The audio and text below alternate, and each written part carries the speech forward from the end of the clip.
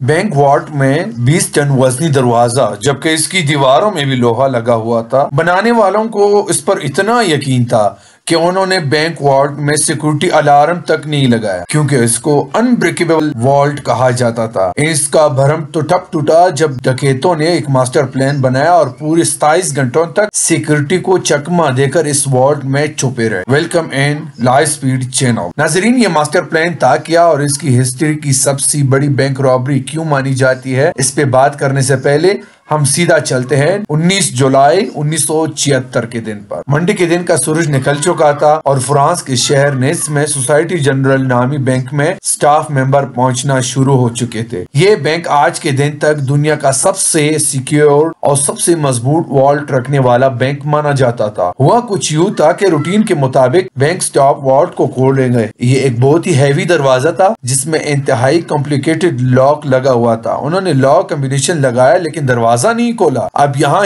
یہ جاننا ضروری تھا کہ یہ دروازہ پہلے بھی کئی بار مسئلہ کر چکا تھا، کیونکہ اس کا وزن قریب 20 ٹن تھا۔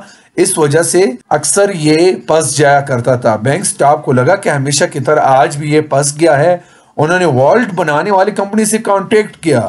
آدھے گھنٹے کے بعد کمپنی کے ایکسپرٹ بینک میں آ گئے اور دروازے کو کھولنے کی کوشش کرنے لگے، لیکن حیرت کی بات یہ تھی کہ اس بار کمپنی کے ایکسپرٹ سے بھی یہ دروازہ نہیں کھول رہا تھا۔ انہوں نے کئی مرتبہ کوشش کی لیکن یہ دروازہ کسی بھی صورت کھولنے کو تیار ہی نہیں تھا۔ بات اب سیریس ہوتی جا رہی تھی کیونکہ کسٹمر کی لائن لگی تھی اور یہ اب بینک کی عزت کا سوال تھا۔ آخر کار 3 گھنٹوں کے بعد انہوں نے فیصلہ کیا کہ والٹ کی دیوار میں ڈرل کر کے سوراخ کر کے دیکھا جائے کہ آخر دروازے میں ایسا کیا مسئلہ ہوا ہے۔ والٹ کے دروازے پر کسی فورس انٹری کی دیوار کے نشانات بھی نہیں تھے اور اس کی چاروں دیواروں پر بھی کسی قسم کے نشانات نہیں پائے گئے۔ ہیوی ڈیوٹی ڈرل مشین کے ذریعے سے جب سوراخ کیا تو اندر سے دیکھا والٹ کے دروازے کو اندر سے ویلڈ کر دیا گیا ہے، ویلڈ کر کے بند کیا۔ یہ منظر دیکھ کر اس پر یقین لانا بہت مشکل تھا کیونکہ والٹ میں جانے کا صرف ایک ہی راستہ تھا، نہ ہی اس کے اندر کوئی روشن دان تھا اور نہ ہی کوئی کھڑکی۔ انہیں والٹ کے اندر امپاسبل تھا جانا۔ اب یہ دیکھ کر سب کو اتنا احساس تو ہو چکا تھا کہ یہاں کچھ نہ کچھ تو اب نارمل ضرور ہوا ہے۔ انہوں نے مشینری منگوائی اور والٹ کی دیوار کو توڑ کر جانے کا فیصلہ کیا۔ یہ کام کافی ٹائم لینے والا تھا کیونکہ دیواریں نارمل دیواروں سے کافی موٹی تھی اور ان کے بیچ میں لوہا بھی استعمال ہوا تھا۔ خیر کئی گھنٹوں کے بعد اتنا سوراخ ہو گیا کہ ایک انسان اندر جا سکے، اور جب اندر دیکھا گیا تو یہ منظر ناقابل یقین تھا۔ بینک والٹ لوٹ چکا تھا، کچھ لاکر ٹوٹے اور کچھ کھلے پڑے تھے، اور سب سے انٹرسٹنگ بات یہ تھی کہ والٹ کی دیوار پر اسپرے پینٹ سے یہ فیمس الفاظ لکھے تھے جس کی انگلش ٹرانسلیشن ہے without harm, without hate, without violence. اب بینک سٹاف ہوش میں آتا کہ انہوں نے والٹ کی زمین میں ایک ٹنل بنا دیکھا۔ اب آگے کا کام پولیس کا تھا جو کہ اس وقت تک پہنچ چکی تھی۔ ڈکیت والٹ میں موجود پیسے اور گولڈ بلاک سمیت 4000 میں سے 400 صرف باکسز توڑ کر اس سے قیمتی چیزیں لے کر گئے تھے۔ جو ٹنل انہوں نے کھودا تھا وہ شہر کے سب سے بڑے انڈر گراؤنڈ سیوریج لائن میں نکل رہا تھا۔ وہاں پولیس کو کافی ثبوت ملے جس میں ٹولز اور 27 گیس سلنڈر، اور اس کی مدد سے ڈکیتوں نے ویلڈنگ ٹارچ چلائی تھی۔ نہ صرف اتنا بلکہ سیوریج لائن میں قریباً 1 کلومیٹر لمبی الیکٹرک کیبل موجود تھی۔ یہ لوڈ $20 ملین سے بھی زیادہ کی تھی جس کی آج کل مالیت $110 ملین یا پھر 900 کروڑ روپیوں کے برابر بنتی ہے۔ یہ نہ صرف سینچری کی سب سے بڑی بینک ہائسٹ تھی بلکہ اس پولیس انویسٹیگیشن کو بھی فرانس کی سب سے بڑی انویسٹیگیشن کا درجہ دیا گیا۔ خوب یہ بات اب پوری دنیا میں پھیل چکی تھی۔ بینک کی ریپوٹیشن کو تو ویسے ہی نقصان ہوا ہی تھا، لیکن یہ فرینچ پولیس کے لیے بھی بہت افسوس کا مقام تھا۔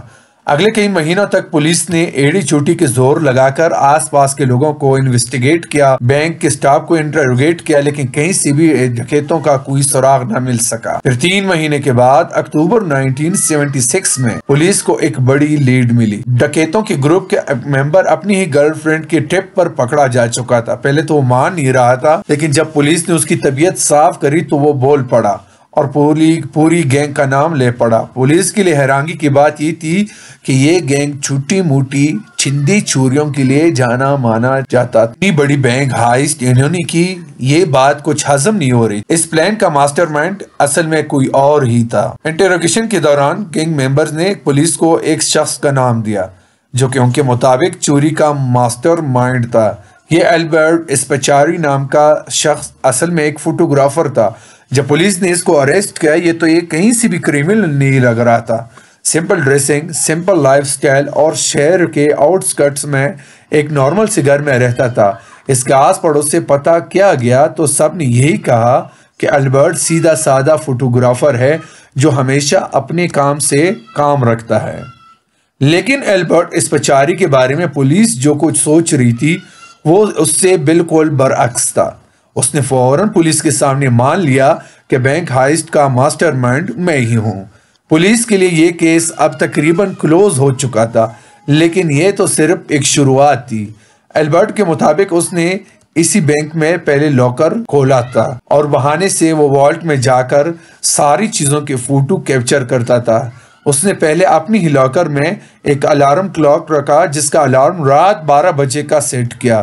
جب الارم بجنے سے بھی کوئی الرٹ نہیں ہوا اور نہ ہی کوئی سیکورٹی الارم بجا تو اس کو کنفرم ہو گیا کہ والٹ میں کوئی سیکورٹی سسٹم نہیں ہے۔ پھر وہ انجینئر کے بیس میں گورنمنٹ کے آفس گیا اور شہر کا نقشہ نکالا۔ اس میپ پہ سیوریج لین کہاں اور بینک سے کتنی دور ہے اس کا اندازہ لگایا۔ پھر اس نے کیلکولیشن کی تو قریبی سیوریج لین سے 26 فٹ کا ٹنل کھودنے پر وہ سیدھا بینک وارڈ میں نکل سکتا ہے۔ اب اس کام کے لیے بہت محنت کی ضرورت تھی، لہٰذا البرٹ نے شہر کے ایک گینگسٹر سے کانٹیکٹ کیا اور اس کو سارا پلان بتا دیا، اور اس گینگسٹر نے اپنے سارے آدمیوں کو اس کام پر لگا دیا۔ ٹنل کو کھودنے میں قریباً 2 مہینے لگ گئے کیونکہ یہ کام بغیر مشینری کے کرنا تھا، اور اس کام کو صرف رات کے وقت کرنا بہت ضروری تھا جب بینک میں کوئی بھی نہیں ہوتا۔ اس دوران البرٹ اپنی پوری کوشش کر رہا تھا کہ سیوریج لین کے اوپر روڈ تک بھی کسی کو آواز نہ جائے۔ پھر 18 جولائی ہفتے کے دن یعنی اتوار کی رات کو والٹ میں فائنلی داخل ہو گئے۔ اگلے 27 گھنٹے تک انہوں نے بڑے سکون سے لوٹ مار کی، جس کے دوران انہوں نے وہاں پر لنچ بھی کیا اور ڈنر بھی، اور جاتے جاتے یہ فیمس الفاظ لے کر چلے گئے۔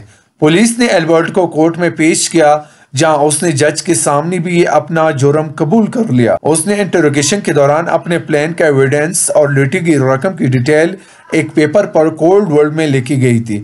اس کا کہنا تھا کہ یہ ایویڈنس وہ صرف جج کو ہی دے گا اور صرف جج ہی اس کوڈ ورڈ کو پڑھ سکے گا۔ اس کام کے لیے جج نے البرٹ کو اپنے کمرے میں بلوا لیا۔ البرٹ نے وہ پیپر جج کے ہاتھوں میں دے دیا جس پر سٹی کا میپ بنا ہوا تھا۔ ابھی جج اس میپ کو سمجھنے میں ہی لگے تھے کہ البرٹ نے فوراً کمرے کی کھڑکی سے چھلانگ لگا دی۔ یہ کمرہ فرسٹ فلور پہ تھا اور اس کے نیچے ایک گاڑی کھڑی تھی۔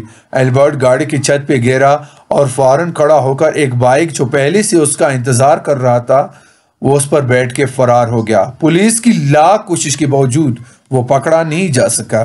کئی سالوں کے بعد اس کا انٹرویو اٹلی کے ایک ٹی وی شو میں براڈ کاسٹ ہوا جس میں اس کا کہنا تھا کہ مجھے 12 سال کی ایج سے ہی خزانوں کا بہت شوق ہوا کرتا تھا اور یہ شوق میں نے اس ہائٹ سے پورا کر لیا۔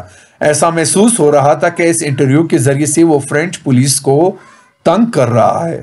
اس کے بعد البرٹ کہاں گیا یہ مسٹری آج تک سالو نہیں ہو پائی۔ 1989 میں البرٹ اسپچاری کی موت ہو گئی۔ اس کی ماں کا کہنا تھا کہ البرٹ کی ڈیڈ باڈی کو اس کے گھر کے باہر کوئی رکھ کے آیا ہے۔ امید ہے کہ لائف سپیڈ چینل کی یہ ویڈیو بھی آپ لوگوں کو پسند آئی ہوگی۔ آپ لوگ ہمارے چینل کو سبسکرائب کریں اور لائک کریں۔ ملتے ہیں اگلے ویڈیو میں۔ Thank you.